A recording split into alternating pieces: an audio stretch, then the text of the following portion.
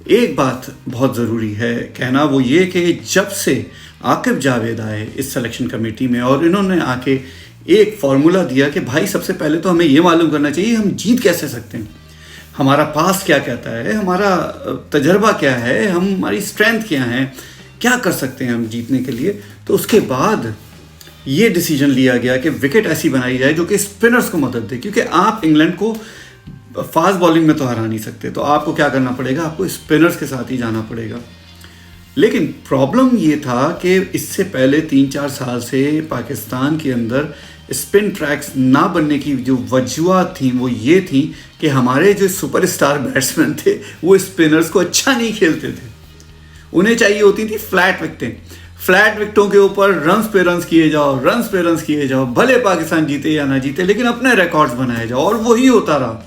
रिजवान, बाबर, पता नहीं ना जाने कितने नाम आए, कितने इमामुल हक, ये सब रन्स करते रहे, लेकिन पाकिस्तान की जो प्रोग्रेस थी वो कभी हुई नहीं।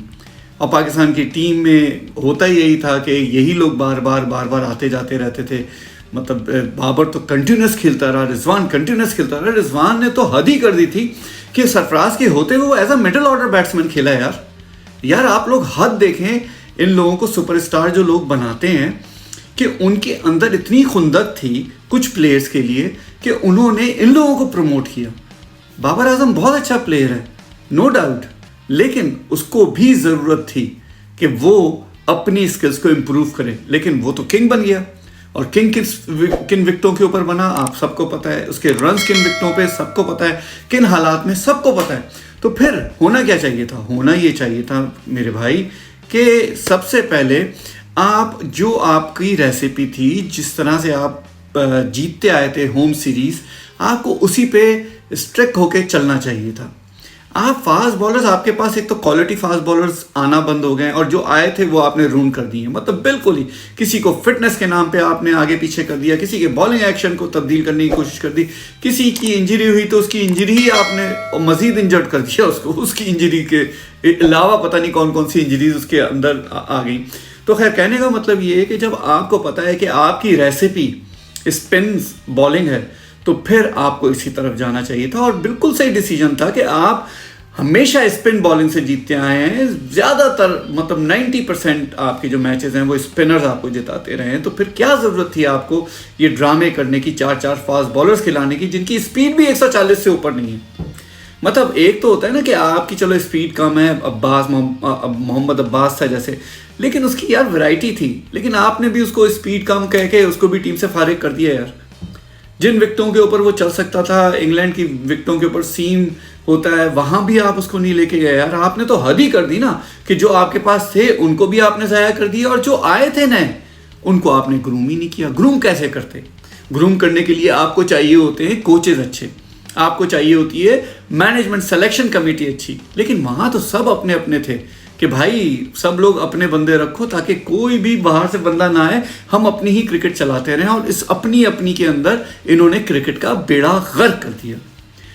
अब इस टेस्ट मैच को जीतने के बाद सबके होप्स बहुत हाई हो गए, लेकिन ये बात नहीं सोच रहे कि जो रावलपिंडी की विकेट है, जो मैं अभी इसका प्रेस कॉन्फ्रेंस देख रहा था साजिद खान की, उसने ये बात कही है कि रावलपिंडी की विकेट पे जितने भी उसने डोमेस्टिक मैचेस खेले हैं और जो हमने भी टेस्ट मैचेस देखे, वहाँ पर बॉल इतना टर्न नहीं होता।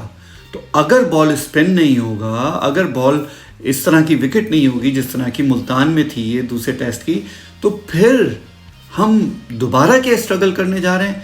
क्या दोबारा इंग्लैंड हमें मारने जा रहा है, बड़ी शिकस्त देने जा रहा है? ये बहुत बड़े सवालात हैं और इनके जवाबात आपकी जो मैनेजमेंट है और जो लोग डिसीजन लेते हैं विकेट बनाने का वो दे सकते हैं।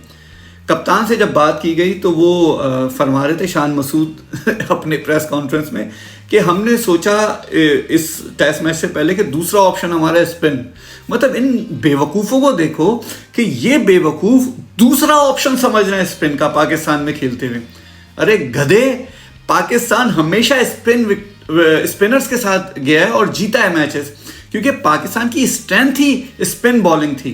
जिसको आपने बेड़ा गर्क करके रख दिया, क्योंकि आपने अपनी क्रिकेट की सोच को चेंज किया। पता नहीं कौन सी दुनिया में आप रहते थे, खेलते पाकिस्तान में थे, सोचते ऑस्ट्रेलिया का थे, मतलब क्या चाहते थे आप? आपको wicket to wicket, match to match decision लेने होते हैं प्लेयर्स के। लेकिन आपने क्या किया, आपने अपना एक ग्रुप बनाया, उस ग्रुप को आपने लेके चलना था, उस ग्रुप के साथ ही आपने जो करना था, और वही हुआ कि वही ग्रुप चलता रहा 3-4 साल तक, जब तक क्रिकेट बिल्कुल थल्ले नहीं लग गई तब तक आपने डिसीजन नहीं लिया। ये भी जो डिसीजन हुआ है स्पिन बॉलिंग का, ये भी उस वक्त हुआ है जाके जब आपके हाथ पैर सारे खड़े हो गए थे, आपको नहीं अंदाजा हो रहा था कि हम जीतेंगे कैसे। और कितना सिंपल था फॉर्मूला कि स्पिन बॉलिंग पे ही आप जीतते आए हैं और स्पिन बॉलिंग से ही आप जीतेंगे। अब प्रॉब्लम ये थी कि अगर स्पिन विकेट बनाते तो उसके ऊपर स्पिन बॉलिंग को खेलने की स्किल्स भी होनी चाहिए थी बैट्समैनों के पास। तो इसलिए बाबर आजम को रेस्ट करवाया गया, कामरान गुलाम को इन कराया गया, और कोशिश की गई कि वो प्लेयर्स जो डोमेस्टिक खेलते हैं, जो इन विकेटों के ऊपर वाकिफ हैं, वही इस मैच में ज़्यादा से ज़्यादा खेलें। और वही हुआ। आपने देखा कि बॉलिंग के अंदर 20 विकेटें उन बॉलर्स ने ली जिनको आपने बिल्कुल ही कोने में फेंक दिया था, और वही आपको मैच जिता के गए वो दोनों स्पिनर्स।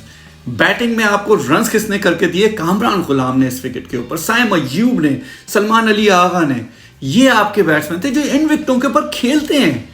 आपने डोमेस्टिक क्रिकेट का बेड़ा गर्क किया। आपने डोमेस्टिक क्रिकेट के क्रिकेटर्स को एतमाद देने के बजाय उनको नेशनल टीम के पॉइंट से बाहर रखने की कोशिश की। आपने हमेशा पीसीपी का जो भी चेयरमैन आया, जो भी मैनेजमेंट वाला आया, उसकी ये बातें हमें चुभती थी जब वो ये कहते थे कि हमारे डोमेस्टिक के अंदर टैलेंट की कमी है, यहां तो रिप्लेसमेंट ही नहीं है, तो हम किसको लेके आए।